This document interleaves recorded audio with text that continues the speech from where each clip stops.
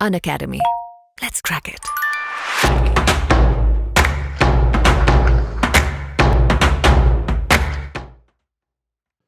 Hello students, myself Akhilesh Kumar Kanthed, popularly known as AKK sir.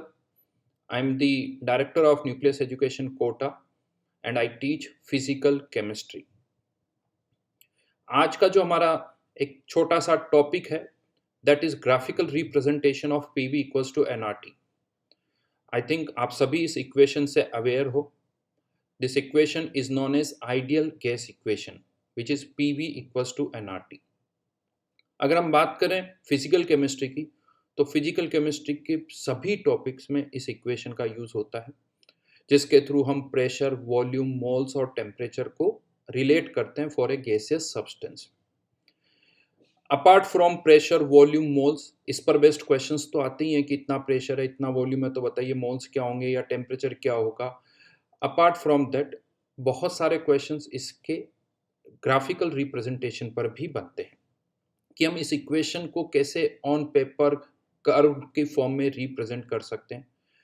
Specially अगर मैं बात करूं थर्मोडायनेमिक्स की, जो कि फिजिकल केमिस्ट्री में भी आता है और फिजिक्स में भी काफ़ी आता है, तो वहाँ पर बहुत सारे क्वेश्चंस जो है वो ग्राफ बेस्ड क्वेश्चंस होते हैं.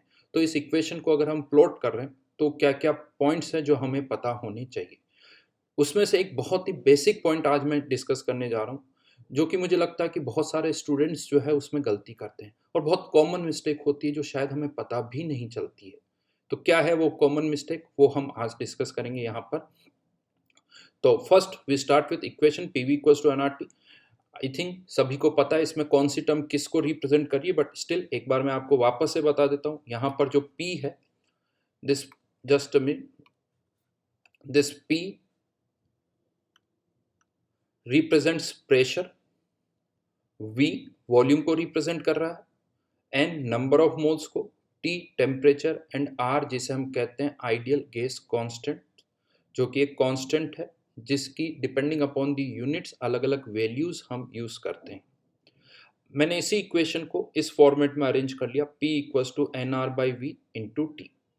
राइट नाउ जैसे N तो R तो कांस्टेंट है ही है, हम ये कह रहे हैं कि जो मोल्स है वो भी कांस्टेंट है. ओके, मोल्स भी कांस्टेंट है, यानी वो वेरी नहीं कर रहा है. मीन्स एक क्लोज्ड कंटेनर है जिसमें मोल्स अंदर से बाहर नहीं जा सकते.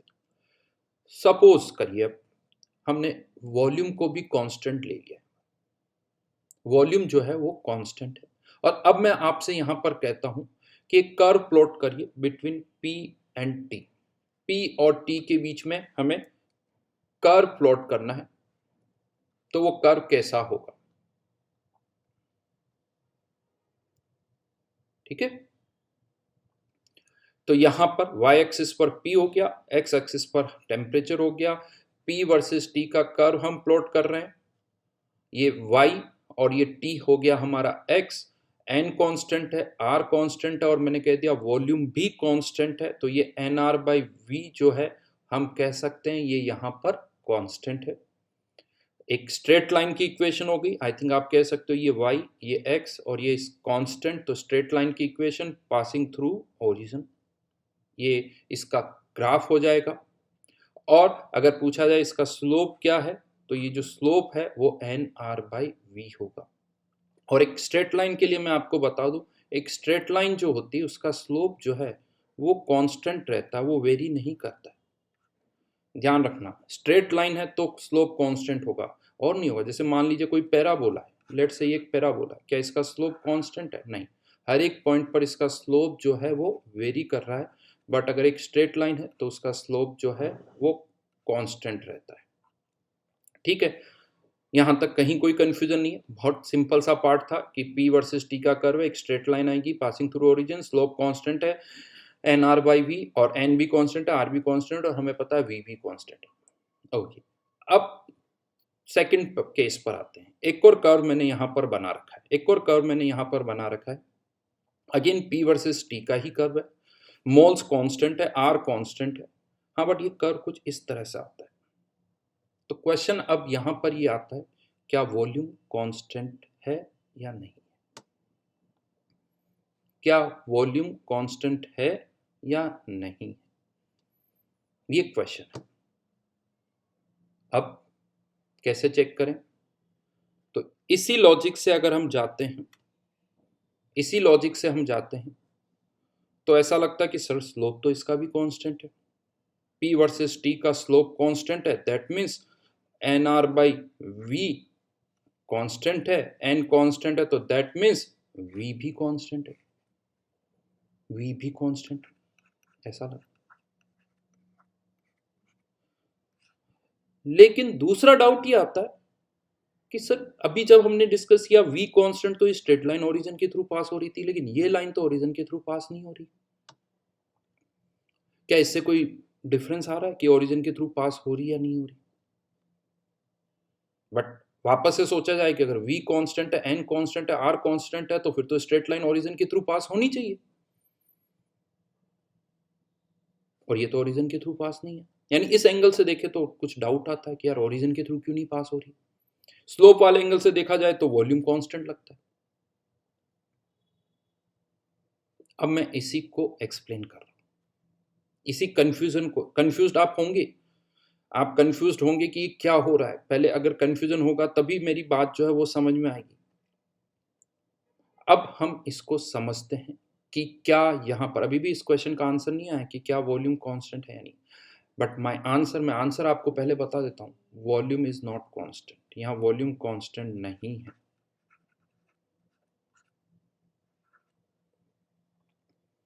तो अब जैसे ही मैंने कहा वॉल्यूम कांस्टेंट नहीं है, तो आपके माइंड में डाउट क्या है, सर ये तो होना चाहिए क्योंकि स्लोप कांस्टेंट है, और स्लोप nr बाई v, तो v तो कांस्टेंट होना चाहिए। यहीं पर गड़बड़ हो रही है। चलिए समझते हैं हम इसको। उसके लिए पहले मैं वापस आपको लेके जाऊंगा एक equation y equals to mx। I think सभी को पता है y equals to mx equation, straight line की इक्वेशन हम इसे बोलते हैं। लेकिन मैं अब इसमें कहूंगा, इसमें बहुत क्लियर कट लैंग्वेज यूज करने की जरूरत है। मैंने दो केसेस यहां पर बनाए। पहला case, if m is constant, अगर ये m कांस्टेंट है 2, 3, 4.2, 0.3, 0.4 कुछ भी हो सकता है, अगर ये m कांस्टेंट है देन ये m स्लोप कहलाएगा। इस m को आप स्लोप बोल सकते हो। And straight line will pass through origin, ये ओरिजिन के थ्रू पास होगी, यानी ये कर्व जो है ऐसा आएगा, ये कर्व ऐसा कुछ आएगा। स्ट्रेट लाइन ही है ये, y वर्सेस x का curve. If m is constant, if m is constant then m is slope. अब गड़बड़ क्या होती है, हमारे माइंड में एक पिक्चर बनी हुई, सर m तो कांस्टेंट ही है, जो भी यहां लिखा होता है ऐसा लगता है वो तो कांस्टेंट ही है। जरूरी तो नहीं है, जरूरी नहीं है। अब मैंने कह दिया कि m कांस्टेंट नहीं है, इफ m इज वेरिंग। अब जैसे ही मैंने ये कहा कि m वेरी कर रहा है, फर्स्ट थिंग जो आपके माइंड में आनी चाहिए वो ये आनी चाहिए कि अब ये m स्लोप नहीं है, ये m जो है इज नॉट स्लोप।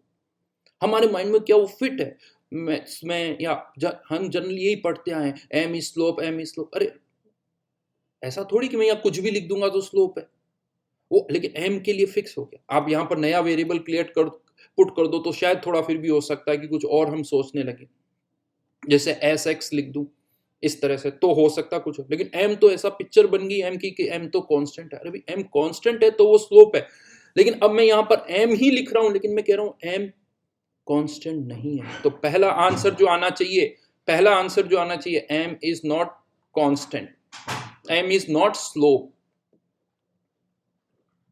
लेकिन अब ध्यान रखना, m अलग वर्ड है, स्लोप अलग वर्ड है। मैंने m के लिए वेरी बोला है, मैंने m इज वेरिंग बोला है,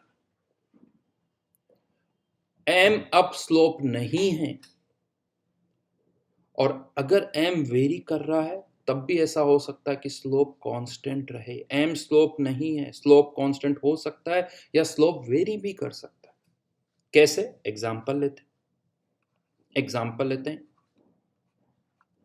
लेट्स से मैं कह देता हूं कि m तो वेरी कर रहा है, ये m मान लो कुछ इस तरह से वेरी कर रहा है 2 अपॉन x प्लस 3। चलिए इस m की वैल्यू यहाँ पुट कर देते हैं, 2/x प्लस 3 इंटू x। अब आप इसे ओपन करोगे तो ये क्या आ जाएगा, 2 plus 3x। y versus x का कर्व प्लॉट करो, ये स्लोप कितना आ गया, 3, और वो कांस्टेंट भी है, वो कांस्टेंट भी है, यानी m वेरी कर रहा है, m वेरी कर रहा है, लेकिन स्लोप कांस्टेंट है। m को स्लोप से अलग करो, m अब स्लोप नहीं है, m तो ये है, स्लोप केवल कितना आया, 3 आया। यानी जैसे ही हम बोलते हैं कि m वेरी कर रहा है, स्लोप जो है वो m नहीं है। m और स्लोप अब अलग चीज होगी। स्लोप कांस्टेंट हो सकता है बट हमेशा होगा ऐसा जरूरी नहीं है।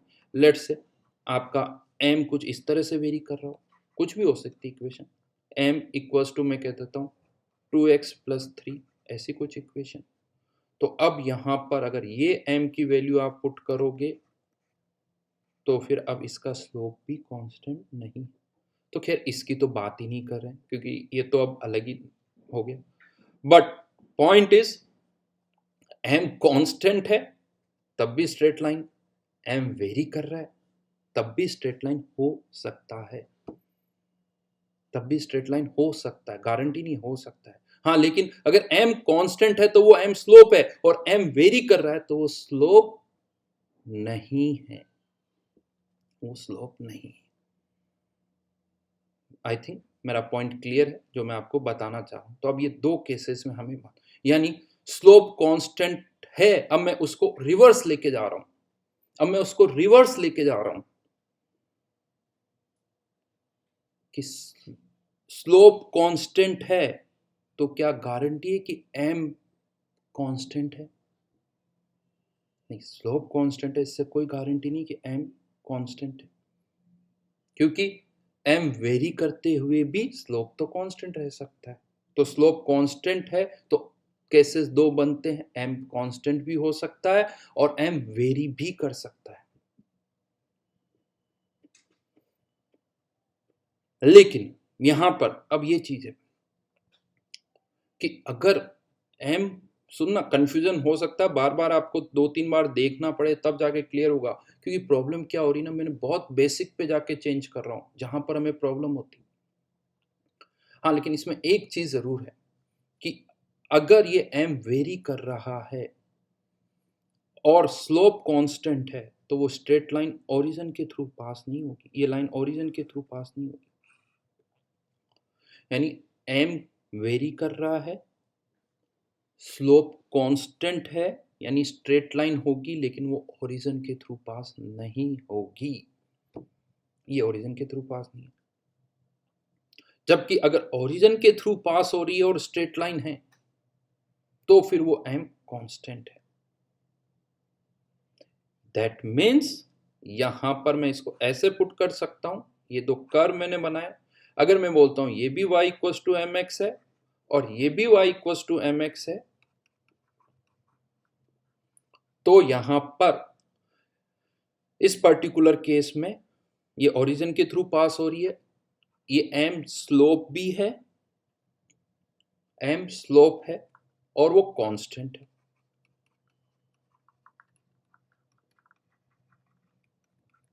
यहां पर स्लोप तो कांस्टेंट है, दिख भी रहा है, लेकिन m जो है वो स्लोप नहीं है और m जो है वो कांस्टेंट भी नहीं है। जस्ट यहीं पर मैं लिख रहा हूं m जो है वो कांस्टेंट भी नहीं। अब वापस से आते हैं इसी एग्जाम्पल पर, इसी एग्जाम्पल पर फिर से आ रहा है। यहां पर p वर्सेस t का कर्व, गलती कहां हो रही है हमारी, गलती कहां हो रही है वो मैं आपको बताता हूं। जो इक्वेशन है वो है p equals to N R by V into T. अब मैं ऐसा कह सकता हूं ये वीक वेरी कर रहा होगा, v वेरी कर रहा है फिर भी स्लोप कांस्टेंट हो सकता है। लेकिन अगर v वेरी कर रहा है और स्लोप कांस्टेंट है तो ये p वर्सेस t का कर्व ओरिजिन के थ्रू पास नहीं होगा, ओरिजिन के थ्रू पास नहीं होगा। और अगर ये v कांस्टेंट है तो वो लाइन ओरिजिन के थ्रू पास होगी, ओरिजिन के थ्रू पास होगी। और अगर ये v वेरी कर रहा है, अगर वो स्ट्रेट लाइन है तो ओरिजिन के थ्रू पास नहीं होगा। तो यहां पर लाइन ओरिजिन के थ्रू पास नहीं हो रही है, दैट मीन्स v कांस्टेंट नहीं है।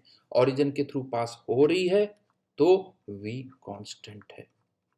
सिमिलरली जैसे मैंने आपको बताया कि y equals to mx, line origin के थ्रू पास हो रही तो m कांस्टेंट है और वो स्लोप भी है। लेकिन अगर ओरिजिन के थ्रू पास नहीं हो रही है तो m कांस्टेंट नहीं है और m स्लोप भी नहीं है। ठीक है, यहीं पर आप और भी केसेस ले सकते हो। ये p वर्सेस t का एक कर्व का हमने एग्जांपल लिया, मैं एक और दूसरा एग्जांपल लेता हूं। अब हमने कर्व प्लॉट कर रहे हैं p वर्सेस 1/v का। p वर्सेस 1/v इक्वेशन को चाहो तो आप pv इक्वल्स टू nrt को अरेंज कर सकते हो, nrt अपॉन 1/v। ये हमारा हो गया x, ये हमारा हो गया y, ये nrt। अब फिर से यहां पर यही कहूंगा, कि अगर आप p वर्सेस 1/v का कर्व प्लॉट कर रहे हो, अगर ये t कांस्टेंट है, n और r तो है ही है, अगर ये t कांस्टेंट है तो ये स्ट्रेट लाइन किसके थ्रू पास होगी, ओरिजिन के थ्रू पास होगी, अगर t कांस्टेंट है तो। लेकिन अगर t कांस्टेंट नहीं है तो भी स्ट्रेट लाइन तो हो सकती है, स्ट्रेट लाइन हो सकती है, बट वो ओरिजिन के थ्रू पास नहीं होगा। जैसे ये वाला, ये ओरिजिन के थ्रू पास नहीं होगा। यानी अब यहाँ पर टेम्परेचर कांस्टेंट नहीं है, यहाँ से यहाँ जब आप जा रहे हो तो ये टेम्परेचर वेरी कर रहा है, यहाँ से यहाँ टेम्परेचर वेरी कर रहा है।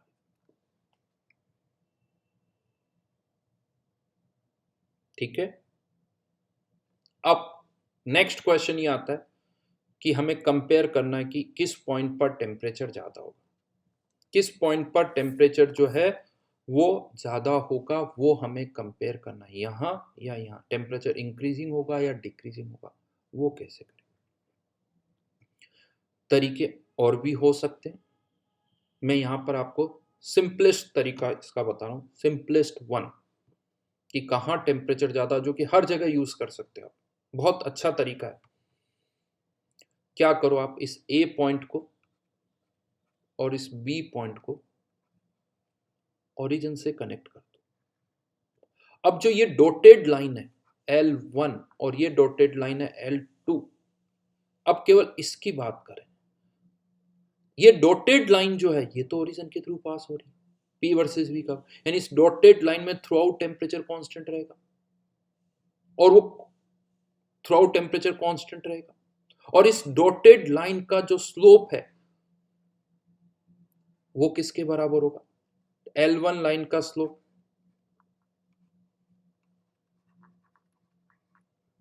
nRT1,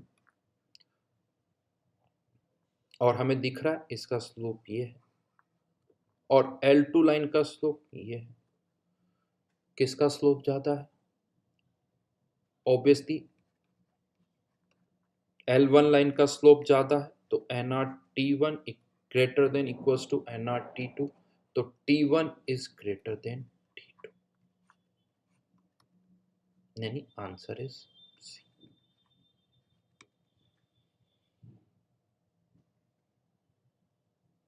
हाँ, यही कुछ चेंज कर सकते हो, डिपेंड करेगा, जरूरी नहीं कि हमेशा रिजल्ट यही रहेगा। लेट्स से लाइन ऐसे कुछ है, अब मुझे इसका फाइंड आउट करना है। मैंने इसको कनेक्ट किया, इसको कनेक्ट किया, ये T1 ये T2, तो यहां पर ये P वर्सेस 1/V का ही कर्व है। इन दिस केस यहां पर T2 is greater than T1, क्योंकि जिसका स्लोप ज्यादा, क्यों ये पॉइंट इंपॉर्टेंट है? ये पॉइंट इंपॉर्टेंट क्यों है?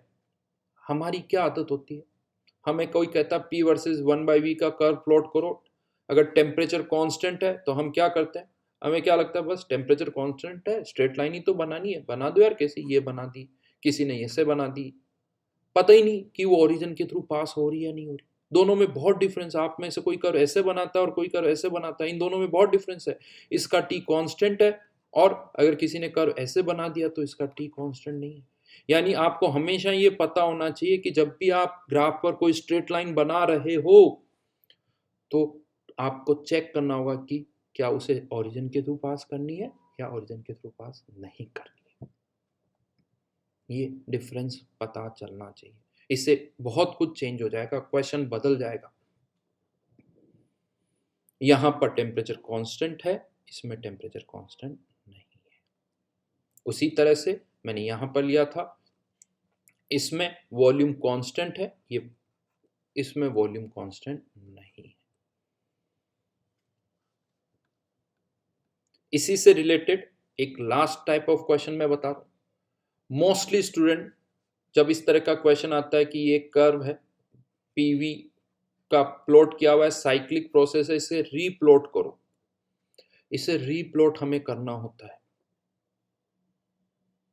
तो मैं ज्यादातर स्टूडेंट्स को देखता हूं कि उन्हें क्या लगता है ये भी कुछ सिमेट्रिक है, तो जो आंसर्स आते हैं ना वो भी ज्यादातर इसी तरह से होते हैं, ए और बी की तरह होते हैं, सिमेट्रिक दिखना चाहिए, जैसे ये स्क्वायर दिख रहा है तो ये भी कुछ रोम्बस बना देते हैं, ऐसे बना देते हैं।